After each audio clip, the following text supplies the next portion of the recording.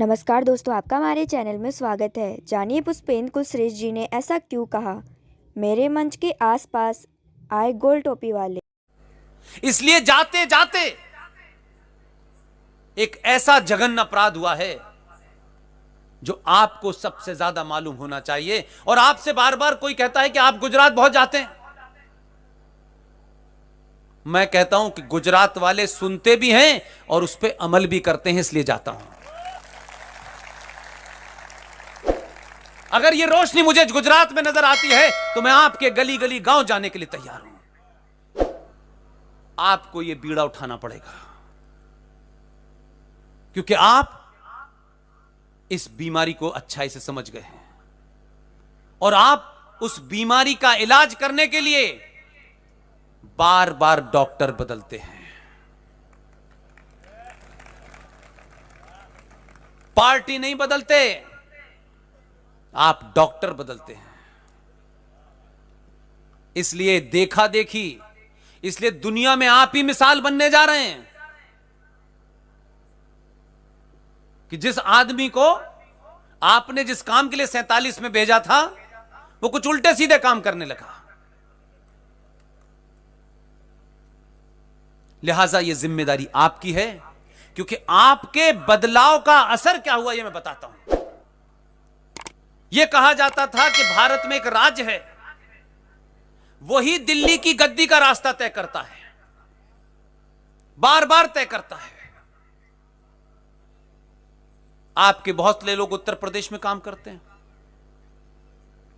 आपने उनसे टेलीफोन पे बात की कि दिल्ली का रास्ता अगर उत्तर प्रदेश से जाता है तो हम गुजराती जो उत्तर प्रदेश में रहते हैं हम अपना कुछ काम करेंगे कि नहीं करेंगे, ताली बजाएंगे। 2017 में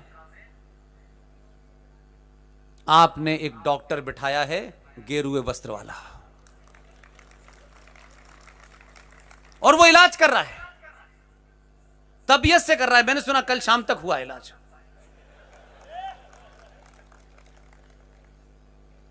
मैं इसलिए आपसे कहना चाहता हूं कि जिस मुद्दे पे मैं आना चाहता हूं कि 2000 में उनको पता, 2013 में पता चल गया था कि सत्ता में लौटने वाले नहीं हैं, क्योंकि वो शुरू में इसको यही समझ रहे थे कि कुछ गांधी जी जैसा होगा, थोड़ी बहुत बातें करता है, क्या फर्क पड़ता है, थोड़ा कुछ दिन में हम पार्टी के लोगों से मिलकर इसको निपटा देंगे। 2013 में भारत की संसद में भारत राष्ट्र के खिलाफ एक बिल पास होकर कानून बन गया। अब अगर मैं राष्ट्रवादियों से पूछ लूं तो उनको बुरा लग जाएगा। वो इस बात से खुश नहीं होंगे कि कम से कम कोई आदमी ईमानदारी से बात कर रहा है, उसके साथ खड़े हो जाएं, लेकिन उससे भी नाराज हो जाते हैं। इसलिए मैंने कहा कि मैंने नाराजगी की चिंता नहीं की किसी की, मैंने नहीं चिंता की, न मैं करता और न मुझे किसी को जवाब देना। मुझे जवाब भारत राष्ट्र के मान्यताओं वाले लोगों को देना है और किसी को नहीं देना। इसलिए रात के 11 बजे हो, 12 बजे हो, मैंने सुना है आस पड़ोस में रहते हैं गोल टोपी वाले, कोई चिंता नहीं। कोई दिन ऐसा नहीं जानता जिस दिन मेरा कत्ल ना हो जाता हो टेलीफोन पे। वो गलत समझ रहे हैं, उनको मेरे बारे में अंदाजा है। जितनी धमकियां देते हैं उतनी जोर से चिल्लाता हूं।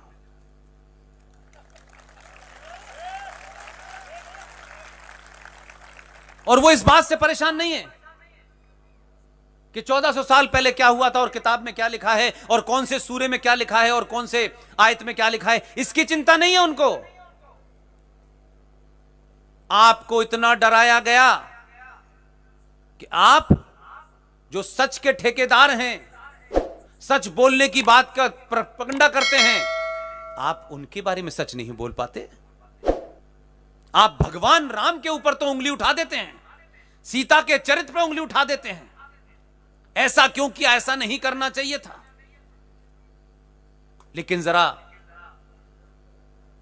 वो जो हैदराबाद वाला पूछता है कि ये सीता कहां कहां गई थी, इस लहजे में, इस बदतमीजी से, इस अपमान भरे शब्दों में वो पूछता है, लेकिन आप नहीं पूछ पाते। सीता जी जहां गई थी वहां से वापस आ गई। जरा उनकी 13 थी, उनकी उम्रें तो बताओ, उनका मैरिज सर्टिफिकेट तो बताओ। इसलिए जय जय श्री राम के नारा लगाने वालों से पूछना चाहता हूं मैं आपसे, यहीं पे कोर्ट में खड़े होकर के भगवान राम का डेट ऑफ बर्थ सर्टिफिकेट मांगने वालों ने बहुत बदतमीजी की थी। वो प्रोसीडिंग सब देखी हुई है मैंने। जिस लहजे में, जिस टोन और टेरर में वो भगवान राम से उसका सर्टिफिकेट मांगते थे, दिल करता था जूते मारो इनमें। विषय ये नहीं है।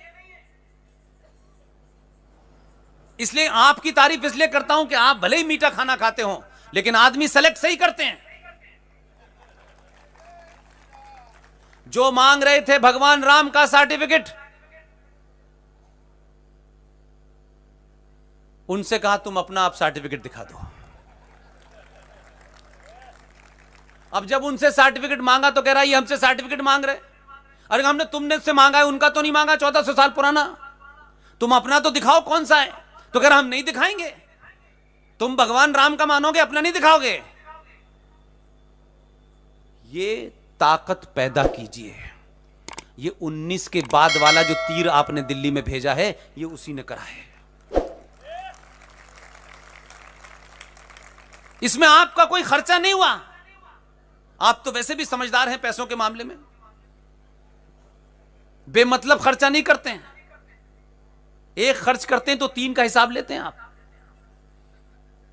और आप हर काम ऐसे ही चुनते हैं जिसमें कुछ खर्चा ना हो। तो आपने तो सिर्फ बटन दबाते दबाते 2-3 भेजे हैं, तब लोग अपने बाप का सर्टिफिकेट नहीं दे रहे, बता ही नहीं रहे। मैंने सुना है कश्मीर में एक आदमी है, उसके बारे में पता चल गया है, 3 दिन से वहीं पे सर्टिफिकेट मांग रहा है उससे। उसने अपना सर्टिफिकेट काफी दिन पहले निकाल के रख लिया था और कहा कि 1722 में मेरे दादा कौल ब्राह्मण थे, मुझे मिल गया है। सारी लड़ाई हथियारों से नहीं लड़ी जाती। 2021 के दौर में यह लड़ाई नरेटिव की लड़ाई है, तर्क की लड़ाई है, रीजन की लड़ाई है, रेफरेंस की लड़ाई है। आपके नारे क्या होने चाहिए, आपके शब्दों का अर्थ क्या होना चाहिए। उन्होंने तो आपको गलत मतलब बता दिए, लेकिन आपने बिना सोचे समझे उनको रट लिया। मेरा दुख है कि हमारे समाज में करोड़ों लोग, करोड़ों हमारे यहां साधु हैं, संत हैं, महंत हैं, अखाड़े हैं, आश्रम हैं। अगर वो एक ही काम तय कर लेते कि जो नैरेटिव राजनीतिक लोग बनाते हैं हिंदू धर्म के बारे में, हिंदू संस्कारों के बारे में, कम से कम उन्हें हम ठीक कर देते तो आधी कौम तो वैसे ठीक हो जाती। सबसे बड़ा झूठ जो आपके दिमाग में है, जो अभी आए बगाए चलता रहता है, हम ध्यान ही नहीं देते कि हम बोल क्या रहे हैं।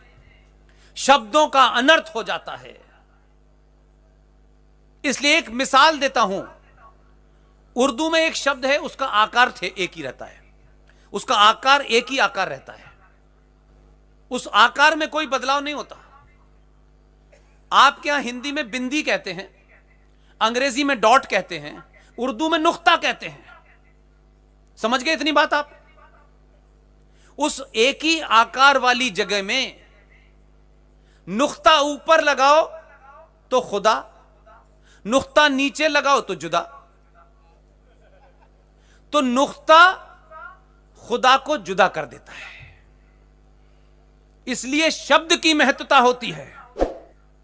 यह पाखंड हमारे लोगों ने, जिनको यह काम करना चाहिए था, उन्होंने भी नहीं किया, क्योंकि उसमें भी ऐसे ऐसे लोग पैदा हो गए कि हम सन्यासी हैं लेकिन हमें टिकट चाहिए एमएलए का। तो सन्यास लिया क्यों था यार? कोई कंप्यूटर बाबा है, कोई गोल्डन बाबा है। अगर यही काम करना था तो सन्यास नाम के शब्द की इतनी आपने बेइज्जती क्यों की? सन्यास लिया था तो आपने इस देश की, समाज की जितनी भी चीजें थी उसको छोड़कर आपने ध्यान लगाने के लिए लिया था, लेकिन आपका ध्यान तो एमएलए की कुर्सी पर लगा हुआ है। तो इस समाज को बदनाम क्यों किया आपने? अगर वो भी ये सब बताते तो आज मैं समझता हूं जो सबसे बड़ी समस्या सनातनी हिंदू समाज में है, महिलाओं में है, पुरुषों में है, बच्चों में है, चलते फिरते है, उसे एक ही शब्द में मैं आपको समझा देता हूं। कोई नई फिलॉसफी नहीं।